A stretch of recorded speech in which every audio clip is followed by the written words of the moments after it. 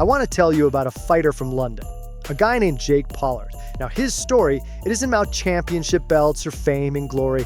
Now, it's about something way more fundamental. It's about just showing up. In just 7 years, Jake has laced up his gloves and stepped into that ring 101 times. Think about that for a second. 101 professional fights. That number alone is just incredible. So with 101 fights, what do you think his record is? Go ahead, take a guess. It's one single win and 100 losses. No, that is not a typo. And it leaves you with two huge questions. How is that even possible? And maybe more importantly, why would anyone do it? Well, to even begin to understand a record like that, you have to understand the very specific role that Jake plays in the world of boxing. It's not just a nickname, it's his actual job title. He's what's known in the fight game as a professional journeyman. It's a crucial, if not exactly glamorous part of the sport. These are the guys who get hired to make the next big thing look like a star. So here's the deal. A promoter has a hot new prospect they're trying to build up. They need someone reliable to fight him, so they call a journeyman. His job is to test that rookie, give him some real professional rounds, and let him build his record. You see, a journeyman is hired to be a stepping stone, not the champion. He's there to lose. And you have to understand, the reality of that job is brutal. For Jake, victory isn't really the goal, just getting through it is.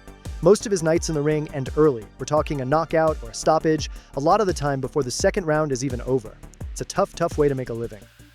When you look at his 101 fights, his career kind of breaks down like a drama, in 3 really distinct acts. So, Act 1, an unbelievable 49-fight losing streak right from the start of his career. Then, you get this totally unexpected climax. Fight number 50, his one and only victory. And that's followed by Act 3, the long, grueling grind of 51 more losses, all in a row. So we have to talk about that one night, right? That single moment of triumph in a career that's pretty much been defined by defeat. Let's look at fight number 50. His opponent was a guy named Lewis Smithson, a fighter making his professional debut. And somehow, against all the odds, after 49 straight losses, Jake Pollard got his hand raised. He won by decision.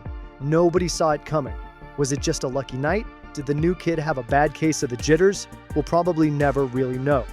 But here's the thing. That win, it wasn't the beginning of some great comeback story. It was just a blip on the radar. It was followed by 51 more consecutive losses. The old pattern just picked right back up.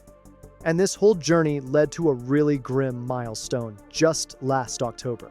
At the famous O2 Arena in London, a huge venue, he had his 100th loss. He was knocked out in the second round, and you could feel the whole crowd just go quiet. So, after 100 losses, why on earth do you keep going? To understand that, you have to look past the numbers, past the record, and into the man's philosophy.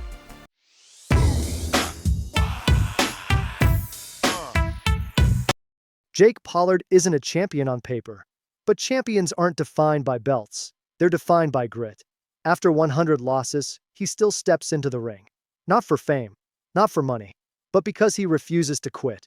And maybe that's the real victory. Respect the grind. And remember, the only fight you lose is the one you don't show up for.